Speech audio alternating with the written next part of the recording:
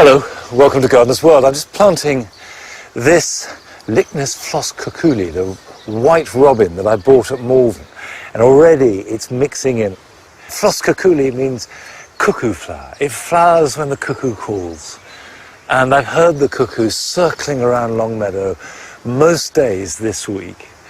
And of course this time of year, which is my favourite, it's got to be the best moment in the year, is so rich with flowers and leaf and birdsong, and it's growing and unfurling almost by the hour. Everything's looking fantastic, and yet there's so much more to come. On tonight's show, Carol is celebrating one of the most spectacular and colourful trees of spring.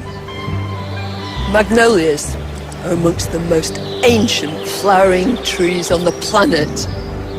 Palest pinks, deep magenta, immaculate white. These magnificent flowers announce that spring has well and truly arrived. Rachel takes a trip down memory lane with her mother and revisits a garden that made a lasting impression on her. This says Kokenhof to me. This is exactly what I remember, these big single blocks of colour. And I shall be adding some kale to the vegetable garden in two very different ways, as well as planting clematis in the cottage garden.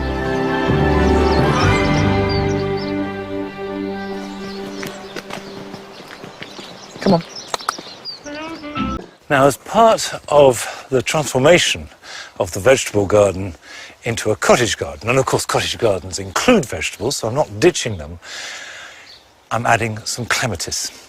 I always feel that clematis have that loose abundance that adds a softness to any border. And of course the cottage garden by definition is soft in flower. But the key thing is you don't have to grow a clematis up a wall or a fence or into a tree. You can grow them in a border.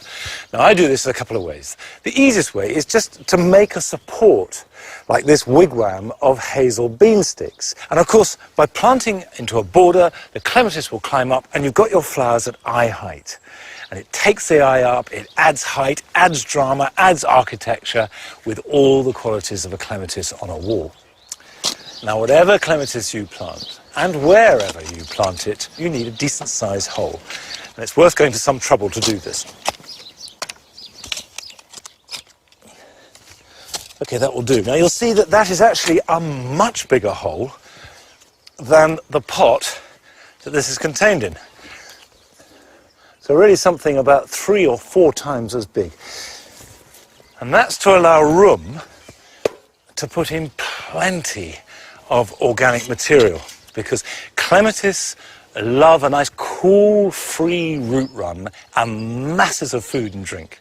And compost and a bit of leaf mould do the job perfectly. Now this is Clematis Viticella abundance, and I've chosen it for the sort of cherry pink because I want to try and introduce as many pinks as possible. Now this is late flowering. It means that it will start to flower at the end of June and in July. And I'm going to bury it quite deep, which is a good rule of thumb for all clematis. The worst thing you can do to a clematis is let it dry out. They like cool, moist roots. So when you plant any clematis, give it a really good soak and then water it once a week until it's growing well or unless the ground is wet. 3 gallons of water, and it will drink every last drop. Now I will be planting up the rest of the wigwams, but I'm also going to put some clematis just into the border. This is Clematis durandii. It's got a fabulous, rich blue, slightly violet flowers, and because it doesn't cling, it needs something to sprawl on, and a shrub is ideal. You can grow clematis through shrubs really easily. This is Rosa complicata. And as the complicata finishes flowering, the durandii will begin. And it's just another way of incorporating clematis into a normal flower border. Now, I'm really confident that these will be smothered in flower from July onwards. But if you want to see flower right now, none are better than magnolias. What a year it's been for them. And Carol has been to a garden with a fabulous collection.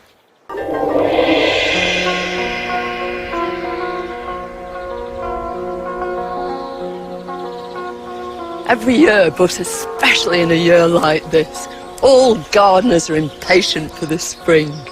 They're just dying for it to arrive. But then suddenly, magnolias burst upon the scene.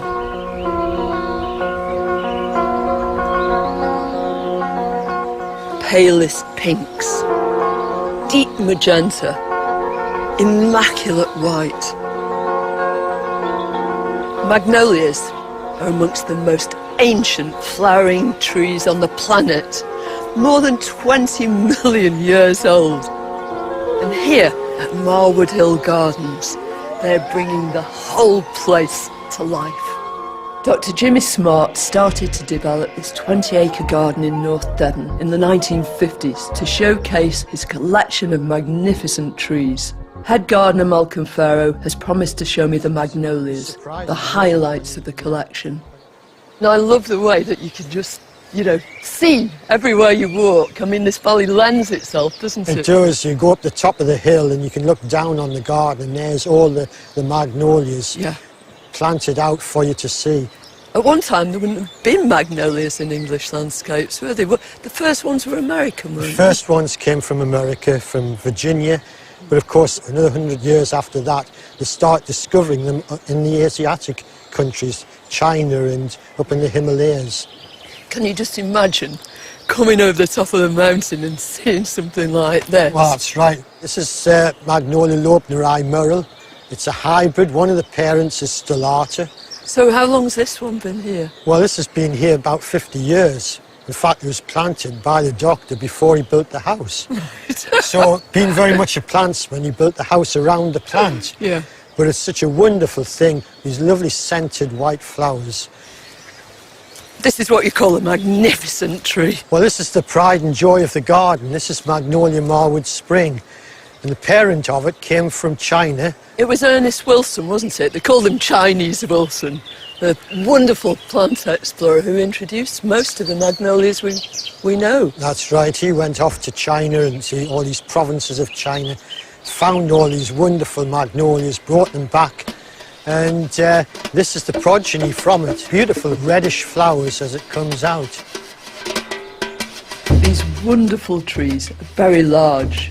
But there are magnolias more suitable for smaller gardens. I've loved them all my life, and I've got a couple at Glebe Cottage.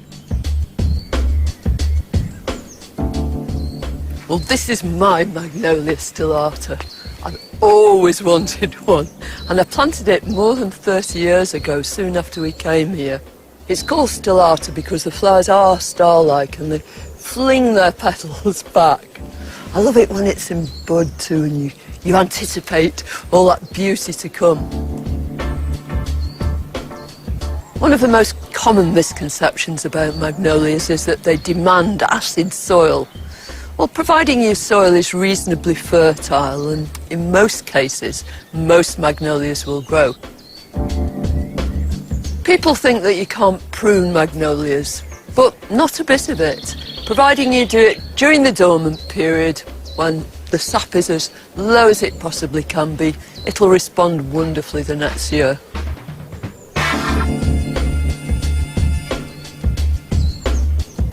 Most of us associate magnolias with the spring, but there are species and cultivars that extend the season for months and months, and I'm going to plant one of them. This is Magnolia parvifolia, otherwise known as Seboldii. It has beautiful, graceful white flowers, slightly pendulous with a deep pink centre, and it flowers in the summer. I think it's going to be brilliant here. I've dug it a really good hole, nice and generous, and I've lined it with very, very rotted old muck. Ernest Wilson, who introduced so many of our very best magnolias, said of them, "No other genus of hardy or half-hardy trees can boast so many excellencies." I think that says it all.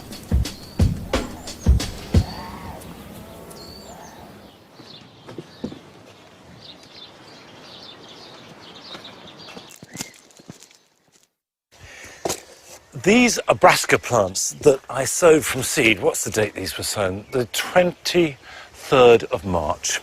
They're now ready for planting out. In fact, these are Cavallo Nero, which I love. These are a black Tuscan Kale, and you can eat them in salads when they're this size. You can let them grow big and have them in stews and soups and make fabulous pasta sauce. Really one of my favourite cabbages, because that's effectively what they are. But normally, with the whole brassica family, you plant them into soil that's been well firmed. But obviously a raised bed like this, you can't firm down. The whole point about it is that it's soft and got a really loose root run, which goes against most ways of growing any type of brassica. So I'm going to do a little bit of an experiment. I'm going to grow some in a normal bed, in the conventional manner, and I'll just compare the two and see how they grow. Now, in terms of planting out, very, very simple. This is a good size. You can see that that's a nice, healthy root system in a plug, good plant like that. And all I have to do is just make a hole and pop it in. If I plant it deep and firm it in fairly well around it, that should be fine. And brassicas include cabbages, kale, cauliflowers, Brussels sprouts, turnips and rocket, and they're all in the same family. Now you can see the spacing for this is quite close as far as cabbages go. Normally you will be looking to have double that spacing, but I want to eat these when they're young because I'll sow another batch for eating over winter. So I'm planting a grid. I'm going to let these plants only get about that big and then keep picking the leaves while they're young and tender. As well as being hungry, they're thirsty, so they will need watering fairly regularly. Right, that's the raised bed batch. Now, the second lot, I want to go into a conventional bed so I can compare the two.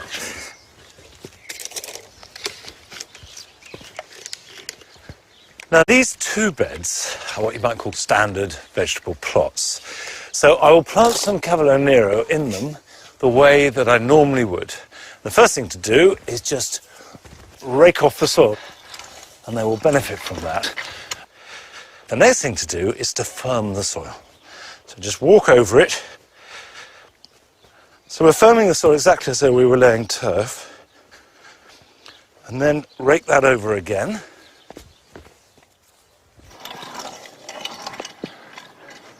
And plant into that. Now I won't be able to use my fingers. I firmed it properly, so I need a trowel. And firm it really securely, which is very much the conventional way of growing any brassica plant. So I'll use the same spacing so we can make a decent comparison. Well, there's two different ways of planting. One in a raised bed, using the lightness and the fluffiness of the raised bed, and another where the soil has really been tamped down firmly. We'll see. We'll see which works best. Now, if you live in an area where cabbage root fly is prevalent, it's a good idea to put some sort of mat around the base of the young plants. Let's put it around that one like that. Now, these are simply cardboard squares. You can buy them. You can make them out of roofing felt, cardboard. And the whole point is the fly will come along and lay its eggs at the base of the plant. In this case, it will lay it on the cardboard, and then they should dry out and won't have a chance to go into the soil where they hatch and eat the roots of the plant. Well, that's an experiment. But you may not be planting cabbages this weekend, but here are some other things that you can be doing.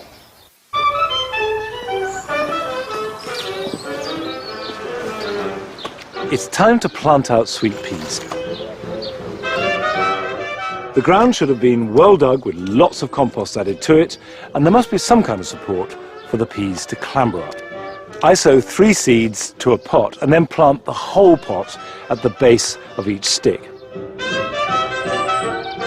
However you do it, plant them deeply and then water them in really well. And don't worry if you don't see any signs of growth for the first week or so, because the roots will be establishing from the day you put them in the ground. Biennials, such as wallflowers or foxgloves, grow their roots and foliage in their first growing season and then flower the following spring or summer. And now is the ideal time to sow many of them. This can be done outside in a seed bed just as successfully as in a greenhouse. Prepare a piece of ground by raking it to a fine tilth. Then and sow the seed thinly in rows, labelling them clearly. Water them well and make sure they are kept weed-free. The best way of keeping on top of weeds in the vegetable garden is with a hoe. Try and hoe little and often, and preferably before the weeds get bad.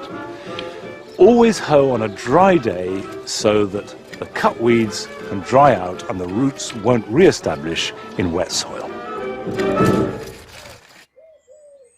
Like so many things this year, the tulips are terribly late. Normally they're at their best the end of April, and here we are at the middle of May, and there's still lots to come. But their quality doesn't seem to have diminished at all as a result of the cold weather. They're still as stunning as ever.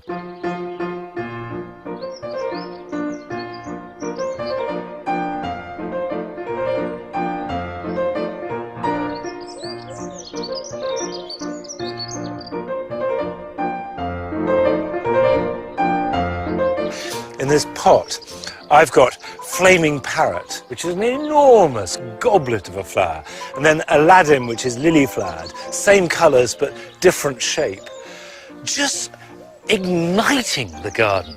And all flowers before tulips warm things up and they unfold and they've got subtlety and delight, but tulips come along and just put a match to the whole thing. And I love that burst of energy. Now, we've got lots in this garden, but absolutely nothing compared to the garden that Rachel and her mother have been to visit in Holland. The Dutch bulb growing area just southwest of Amsterdam is a truly extraordinary sight. Right in the heart of this Technicolor wonderland is Kokenhof, the world's biggest spring garden. The garden is only open for 2 months of the year, but for that brief moment, it's truly dazzling. Wow. Well, I don't remember this at all. Goodness, and so many people. I first came here with my mum more than 40 years ago, and it made a lasting impression on me. And now we're retracing our steps to see if we can recapture some of that magic.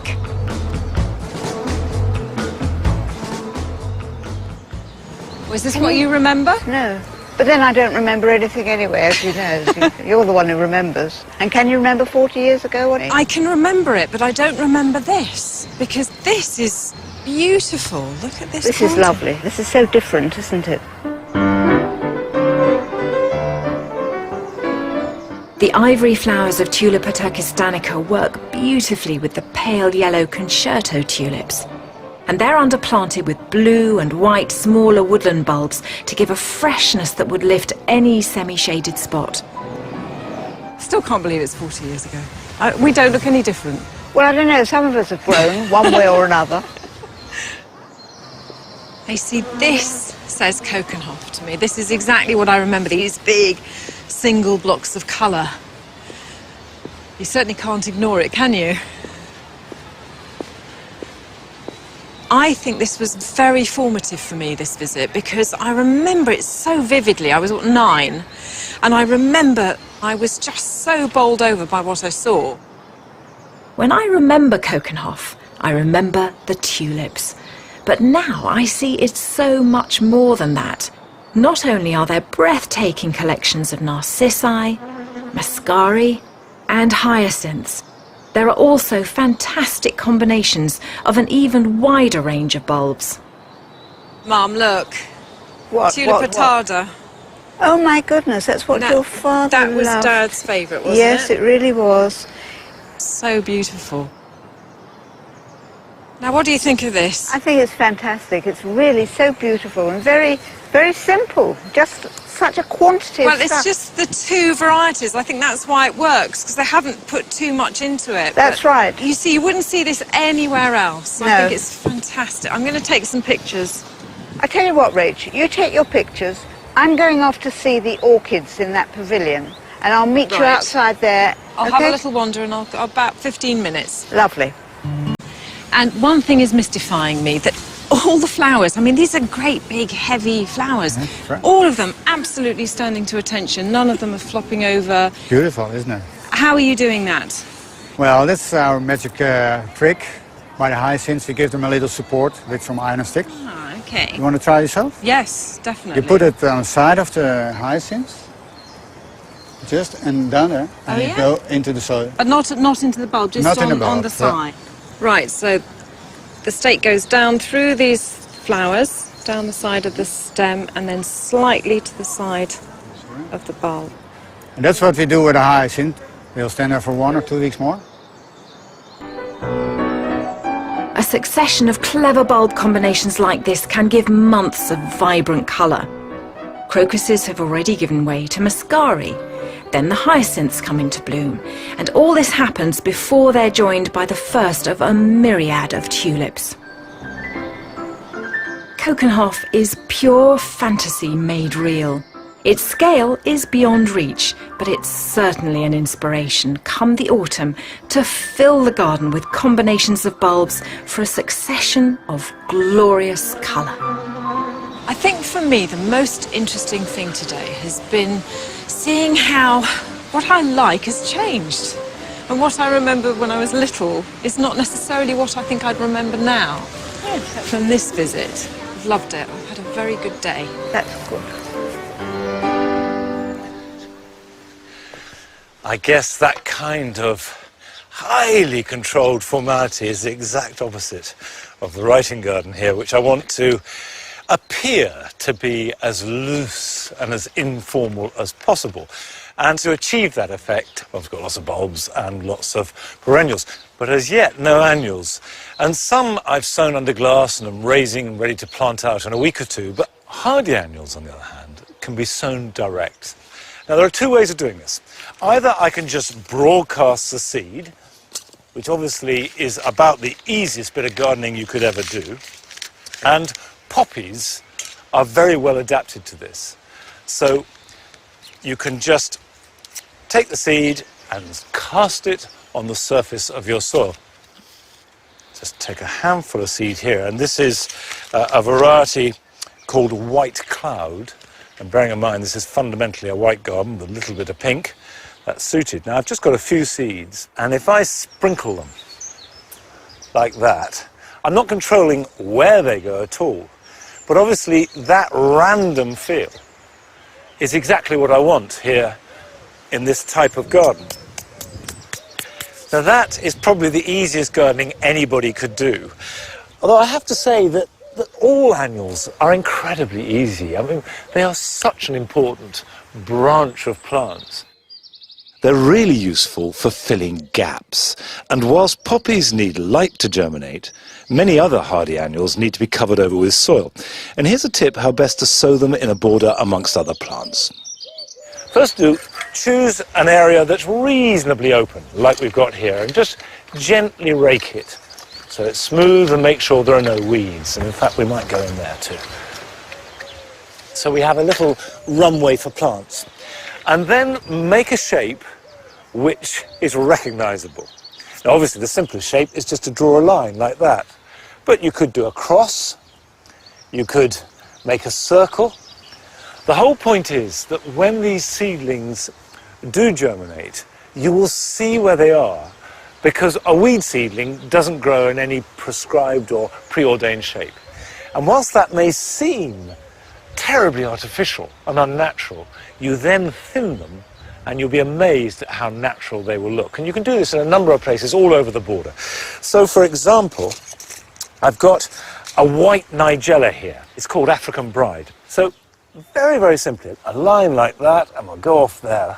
And of course, these will come up when the tulips are long gone. So I'm trying to think of succession coming through.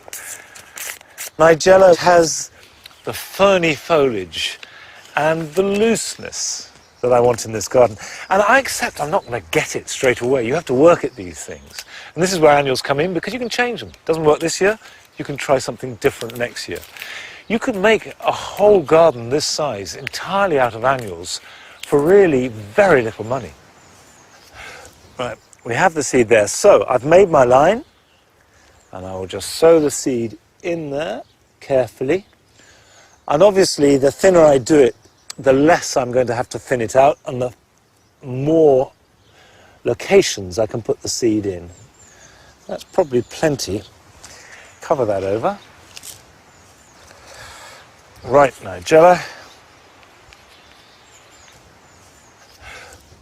That will go in there.